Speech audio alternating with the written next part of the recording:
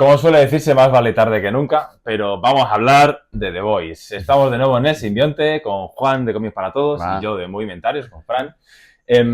Vamos a hablar tarde de esto, no porque nos haya costado digerirlo, sino porque nuestra logística nos ha hecho hablar ahora de ello. Es algo que ha sembrado muchísimo debate, es algo que van a alargar en el tiempo porque va a haber secuelas, precuelas más bien dicho, que hablábamos de Vogue Origins. Eric Crick no va a dejar morir este producto. Va a seguir adaptándolo.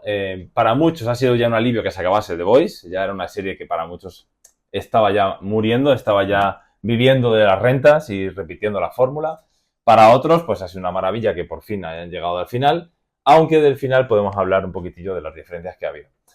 Juan no es precisamente, ya lo sabemos de cuando hablamos sobre GNV, un entusiasta de esta serie, pero va a interesar su punto de vista. A ver, yo me lo he pasado bien con The Voice. Es verdad que no soy muy fan y creo que al final la propia clave la da hasta la última temporada y creo que hasta lo llegan a decir en algún momento. Es una serie que se podía haber acabado cuando hubieran querido. Sí. Porque realmente tienes a un absoluto chalado al frente del reparto, que es el Patriota, con unos poderes que le hubieran permitido matar a todo el mundo cuando él hubiera querido. En cualquier instante. Entonces, realmente es verdad que han sido muchas temporadas dando vueltas de ahora te cojo, ahora no te cojo, ahora te mato, ahora no te quiero matar. Entonces, das unas vueltas que no terminan de justificarse, sobre todo, ¿no? O sea, quiero decir, me gustan los escenarios que propone, pero me parecen irreales. Entonces, ese es mi problema con The Voice. Entonces, realmente lo piensas y la batalla del final que vemos en esta temporada que cierra la serie, la podías haber tenido perfectamente en la temporada 3. Sin problema. Por ejemplo. O sea, sin ningún tipo de problema. O sea, no hay nada que hayamos añadido. Lo del virus. Es una excusa. Digamos, es un hilo argumental, es un disparador narrativo para vagar más tiempo. Pero no te conduce al final realmente. Ni te hace evolucionar a los personajes. Nada de nada. Entonces, por eso te digo, ahí eso es lo que me falla. Luego, sí, es una serie muy gamberra, muy violenta, muy divertida en ese tono, si lo aceptas, lógicamente, pues es una serie que te tiene que gustar. O sea, The Voice está pensada para decir, esto es lo que pasaría si los superhéroes fueran gentuza. Básicamente. Sí. Entonces, ahí es un poco donde tienes que entrar. ¿Entras en ese juego? Pues probablemente la serie la disfrutas entera. O sea, pero sobre todo por eso, porque al final se mimetiza unas temporadas con otras. O sea, ahora mismo te pones a pensar en la serie completa y es difícil acordarte de qué trama era de la temporada 2 y cuál de la temporada 4. Exacto. Entonces, ese es el problema que yo le veo a The Voice. Sobre todo porque, mira, en el cómic, una de las cosas que pasaban era que los personajes se quedan marcados. No marcados solo psicológicamente, que eso también se va olvidando en la serie. En la serie llega un momento en que el protagonista realmente es Hughie, nos olvidamos de que han arrollado a su novia y le han reventado delante de él y le han salpicado. Sí. Que sí que es verdad que estaría bien saber cuántas veces Jack Quaid ha recibido un salpicón de gazpacho en la cara, porque es que es casi... Es recurrente. Casi va por capítulo. Entonces, claro, seguramente tenga un cuidado facial, unas cremitas para esas escenas. Yo creo que podría hacer un canal de estos de, mirar, esta es mi rutina facial para cuando me salpican sangre en la cara, porque es que es tremendo eso. Por eso me he puesto también la camiseta de porque está como sorprendido. ¿Qué pasa? Que eso... en el cómic está mucho más tratado. Tienes más espacio para indagar en cada uno de los personajes, en cómo psicológicamente van tratando con todo el percal que tienen delante. El cómic es bastante más satírico, el cómic es bastante más salvaje. La gente empezó a darse cuenta de eso. No me acuerdo si es la tercera o cuarta temporada, cuando llegamos al clímax, además nunca mejor dicho, pareciendo a Gaspar Noé, con la orgía gigante que hay. La gente, claro, vio esa escena y dijo, pero qué burrada de escena es esta, cuando la vio la serie. Y claro, salieron los que habían leído el cómic. No, mira esta viñeta. Es todavía más bestia en el cómic. Entonces, el cómic sí que verá que tuvo mucho más salvajismo. Claro, estamos hablando de una serie que le presentas a la gente en televisión y aunque sea clasificación R, quieres llegar a todo el mundo y no todo el mundo tiene el umbral del filtro del dolor igual para una serie. Entonces, creo que eso también es algo en lo que... afecta bastante al final. No sé si queremos hacer spoiler o no. Bueno, yo diría que no, por si acaso. ¿No? Siempre... Bueno, al final hay un giro relacionado con Patriota que en la serie no han podido hacer. aunque parecía que lo iban a hacer, porque han jugueteado con eso durante toda la serie, y luego al final no ha sido. Pero ese giro es el que te hablaba un poquitillo también de, vale, tú estás yendo a ciegas, porque al fin y al cabo esta serie habla mucho de los extremos, que es otra de las maneras en cómo contacta con la realidad, que ahora hablaremos de eso. Es otra manera de mostrar que tú te has alineado con los protagonistas, te has ido a su extremo, y de repente en el cómic te muestran un giro y dices, ahí va. No era, o sea, sí que era patriota, era para acabar con él, pero ostras, no era para tanto. O no era solo él, o... Ese giro que te sorprende en el cómic, claro, lo hemos perdido. En aras de mostrar un escenario salvaje, mostrar un escenario grandilocuente, digamos, en la Casa Blanca, pero aún así se pierde porque en el cómic, eso creo que sí que se puede decir, en el cómic hay una gran batalla en la Casa Blanca con un montón de superhéroes. No es solo la pelea del despacho Oval. Claro. Que yo creo que al final el problema que tiene la televisión cuando quiere adaptar un cómic de esta índole es la escala, ¿no? Claro. Porque es verdad que el cómic desarrolla muchas cosas, desarrolla muchas tramas, muchos personajes. La serie siempre lo intenta porque al final la idea de fotocopiar siempre es muy golosa. Claro. Porque dices, claro, es que cómo no voy a meter esta escena del cómic que tal y que no sé qué. Pero claro, que esa escena en el cómic que a lo mejor te aparece en el número 35 tiene un eco. Eso es. Tiene un eco, tiene un desarrollo, tiene una continuidad. Y luego esa en la serie no la das. Entonces, ¿qué es lo que pasa? Que luego llegas al final y no sabes qué hacer con Soldier Boy.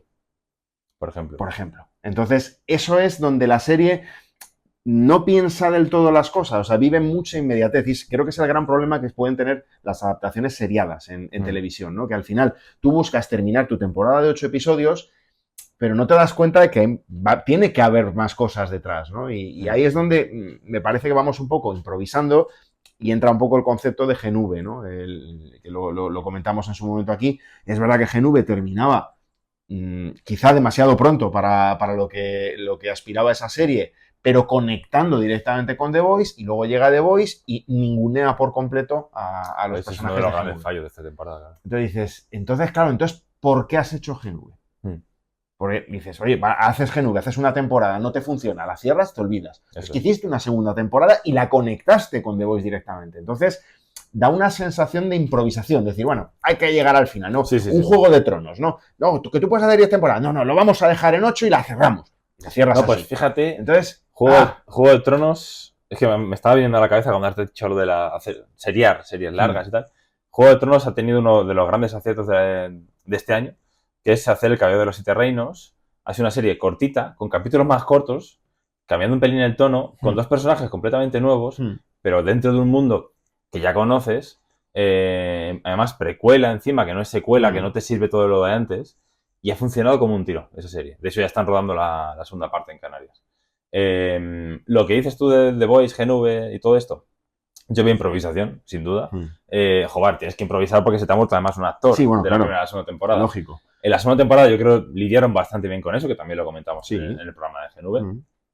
Y lo conectaron con The Voice.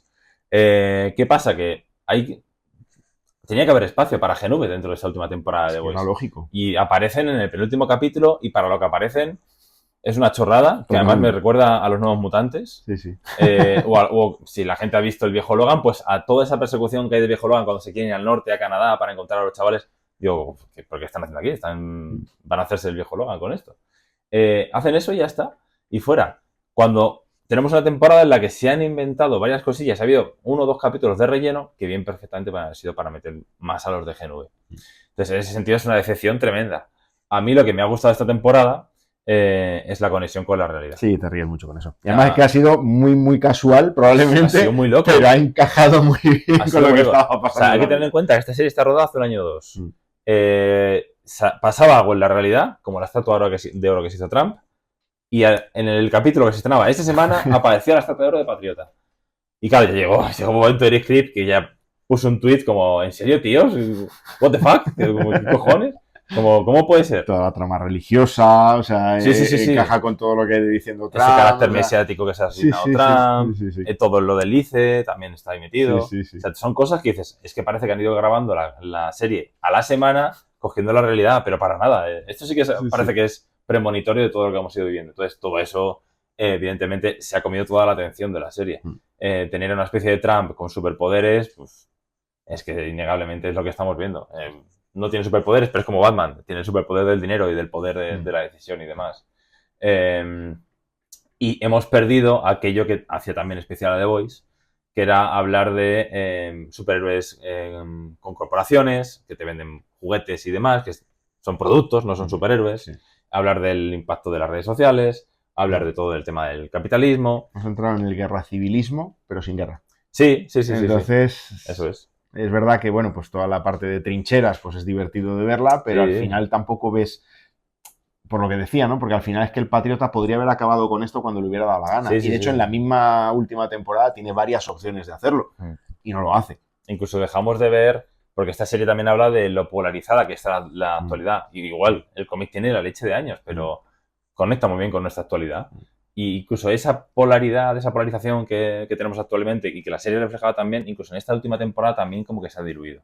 Porque se centra únicamente en los personajes y no en el impacto social. El impacto social se ve muy poquitillo en esta, porque claro, han querido cerrar tramas individuales de una manera excesivamente meticulosa, de meterse demasiado.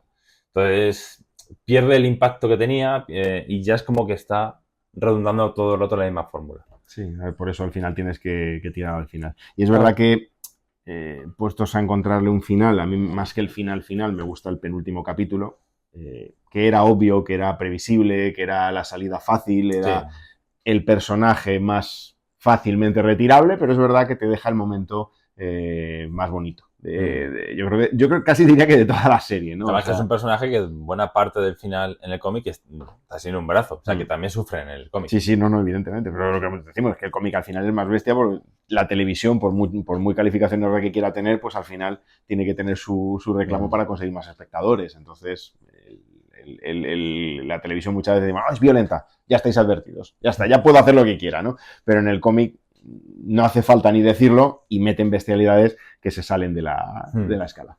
Yo, mira, hablando de bestialidades, yo por cerrar por mi parte, tenía 2 recomendaciones de estas que dices, va a ser raro, difícil que la gente no haya visto esto, pero por si acaso, que conectan muy bien con las 2 virtudes que para mí son las virtudes de The Voice, que es eso, retratar el capitalismo actual, el corporativismo y demás, y la violencia.